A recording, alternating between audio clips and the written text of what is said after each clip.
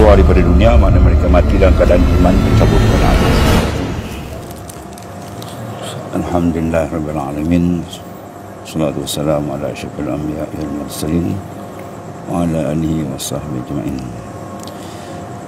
Pertamanya manjatkan kesyukuran kepada Allah Subhanahu wa taala kehadiran Tuan yang mengituk singa mengituk singa kenal untuk singa. Alhamdulillah lah.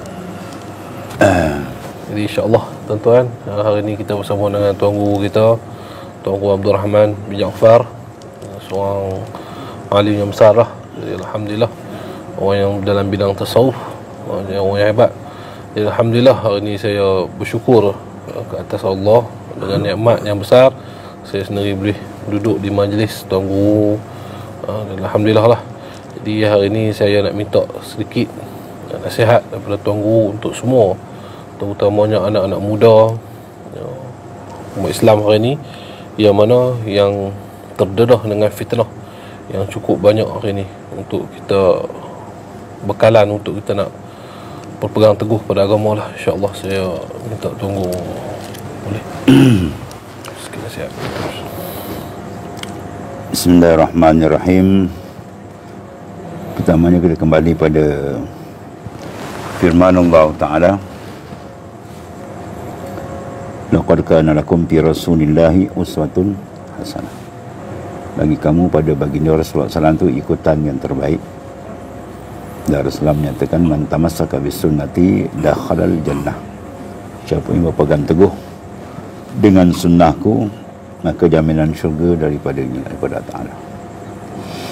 Dan baginda sallallahu alaihi wasallam telah memberikan peringatan yang besar kepada kita, satakunu fi akhir zaman, akan datang pada akhir zaman, yafirru minal ulama wa yabtalihumullahu bisalasatil balayat, awwaluha yirfa'u al-baraka min kasbihim, wasaniha yusallitullahu sultanan jairah, wasalisuha yakhrujuna minad dunya bighairi iman. Ini perkara yang amat mencabar kepada kita. Di akhir zaman kata Nabi SAW akan datang fitnah, di mana yang besar manusia akan lari daripada ulama. Yang keduanya akan dikerasi dengan pemimpin yang zalim. Dan yang ketiganya amat berat lagi, paling besar kali, yakhrujuna minad dunya bighairi iman. Mereka keluar daripada dunia, maknanya mereka mati dalam keadaan iman tercabut oleh Allah. Dan dalam hadis yang lain yang menyatakan, satakunu fitan fi akhir zaman la yanju minha illa bil ilm.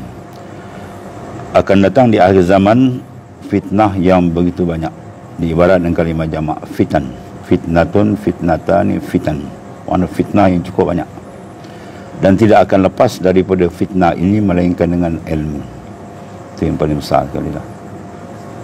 Sehingga sahabat-sahabat apabila diberi gambaran oleh baginda SAW tentang kedudukan akhir zaman, sahabat yang hebat-hebat iman mereka, Masya Allah, berdoa minta Rasulullah doa supaya mereka tidak bertemu dengan zaman itu. Allahu Akbar. Sekarang kita dengan keadaan ujian begitu banyak, kita terpaksa duduk di zaman yang serba mencabar ni. Jadi oleh kerana itu baginda sallallahu alaihi wasallam meninggalkan kita pesananlah dua perkara itu, iaitu berpegang dengan Al-Quran dan sunnah Nabi sallallahu alaihi wasallam. Taraktu fikum amrain lan tadillu ba'di in tamassaktum bihima, kitabullah wa sunnat rasulih. Aku tinggal kepada kamu dua pegangan, selama kamu berpegang dengan kedua ni kamu tak akan tersesat. Itu Al-Quran dan As-Sunnah. Persoalannya macam mana nak pegang. Takkan kita ambil Quran pegang, hadis pegang gitu. Mana pegang dia? Ia telah mengamalkan, melaksanakan. Persoalannya macam mana nak melaksanakan kalau kita tak dapat pendedahan. Maka pendedahan kepada Al-Quran dan Sunnah itu adalah telah diwakilkan kepada para ulama. Kemudian ulama pula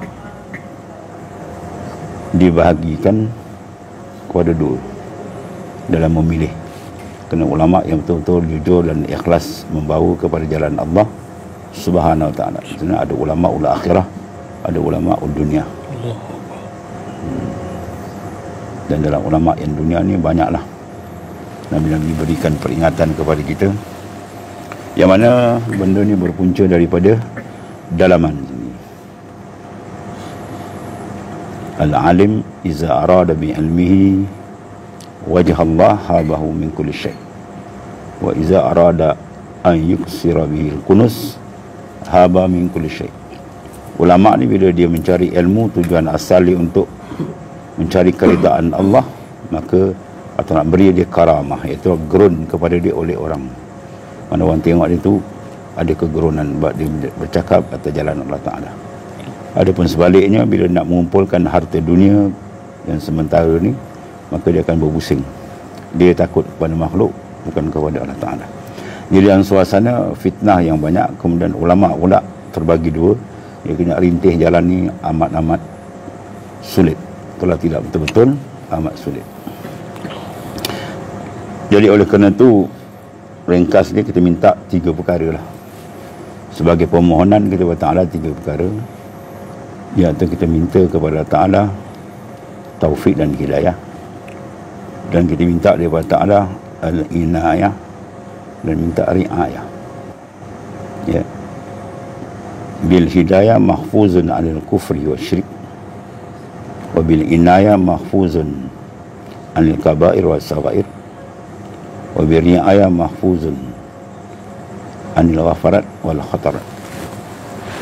Dengan adanya hidayah daripada Ta'ala, maka terselamatlah insan daripada kufur dan syirik.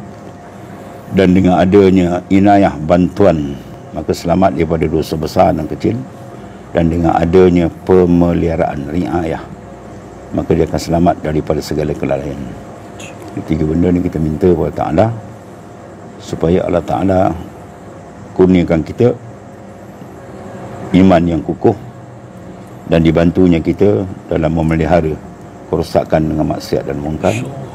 Dan keempatnya, kita dapat pemeliharaan qalbi kita sentiasa dengan dia lah. Itu antara benda yang besar. Kemudian proses dalam menghadapi situasi keadaan, lebih-lebih pemuda, ya, yang menjadi tunggak yang besar, cermin kepada masa depan Islam. Kalau pemuda dapat diterik, bermakna masa Islam akan datang cerah, maknanya hebatlah. Tapi kalau pemuda pelapis tidak diberikan, maknanya perhatian yang sungguh, menyebabkan suasana amat genting. Sebab tu dalam hadis yang sahih, Nabi menyebut keadaan sab'atun yuzillihumullahu la zilla illa zilluh, imamun adil wa syabun nasya'a fi ibadatillah. Al-hadisah. Di mana pada hari akhirat besok tidak ada tuduhan melainkan tuduhan arasy Allah Ta'ala. Maka yang dapat selamat ni 7 golongan, dan Nabi sebut 2 yang paling besar ni. Yang pertama, pemimpin yang adil. Yang kedua adalah pemuda yang membina kehidupan dia dalam mentaati perintah Allah Ta'ala. Jadi oleh kerana dalam arus yang begitu hebat, musuh-musuh Islam telah mengambil satu cara yang amat bahaya kepada kita. Dia telah menjauhkan generasi umat Islam khususnya, dengan diberikan mereka, dan khususnya bukan sekadar pemuda umum lah, tapi pemuda yang lebih kita tumpukan, mereka dimabukkan dua kemabukan yang amat dahsyat. Di sebuah riwayat Sayyidina Aisyah radhiyallahu anha, wasyarkum sakratan sakratul hubbil aish wa bil jahli fa inda zalika la ta'muruna bil ma'ruf wa la tanhauna 'anil munkar wal qa'imuna bil kitabi was sunnah kasabiqina al awwalin minal muhajirin wal ansar. Mana memabukkan manusia ini dengan 2 kemabukan. Pertama, hubil aish, mereka ni ditanamkan terlampau cinta dan memberi penumpuan kepada kehidupan saja yang sementara ini. Yang kedua, mereka dimabukkan dengan kejahilan terhadap agama mereka sendiri. Ini serangan bila dia buat ni, dia akan risiko, dia akan pergi la ta'muruna bil ma'ruf wa la tanhauna mereka tak akan buat lagi amar ma'ruf nahi munkar. Dan kerana amar ma'ruf nahi munkar ini merupakan tunggak benteng yang kuat kepada Islam itu sendiri. Jadi kerja yang kita kena buat sekarang ialah menyeru manusia lah. Seru dengan berbagai cara mengikut keadaan zaman kita sekarang. Kalau kita tengok sekarang, kita main media semua, itu maknanya perlulah kita perkasakan supaya mesej tu sampai dan kita tangani makna umat pemuda-pemuda ni dengan ialah program-program yang boleh mendekatkan dia lah. Kita nak masuk supaya mereka ni disinari dengan nur ilmu. Kalau nur ilmu tu dia masuk, insya-Allah. Sebab ada begitu, kalau tak ada nur ilmu ni mana lawan nur zulmah, mereka dalam kegelapan. Itu amat bahaya lah. Ya, jadi oleh kerana tu kita tariklah ya, sebab boleh pemuda-pemuda untuk mendapat pendedahan kepada ilmu dengan berbagai cara teknologi moden macam mana kita gunakan lah, supaya mereka dapat dekat. InsyaAllah. Mudah-mudahan usaha itu Allah Ta'ala beri keberkatan lah. Samping malam-malam itu kita bangun berdoa. InsyaAllah. Kepada Allah Ta'ala mudah-mudahan diberikan petunjuk. InsyaAllah. Wallahualam. InsyaAllah. Terima kasih banyak kepada Tuanku. Semoga anak-anak muda dapat, insyaAllah kita akan buat wajah sama-sama, sahabat-sahabat kita dan juga seluruh lah, insyaAllah. Jadi insyaAllah kita akan bersama-sama apa yang Tuan Guru beritahu ni, kita akan bersama-sama menarik anak muda seramai mungkin supaya mereka duduk di landasan yang benar, insyaAllah. Itu saja daripada saya ucapkan jazakallahu khair. Terima kasih banyak-banyak kepada Tuan Guru kerana sudi menerima rombongan kami, sudi menerima saya menjadi anak murid Tuan Guru. Itu yang paling besar. Nikmat yang tiada nikmat yang paling besar hari ini adalah saya menjadi anak murid. InsyaAllah semoga saya peganglah amanah ini dengan segenggam, sekuat yang mungkin, insyaAllah. Amin. InsyaAllah. Allahumma salli.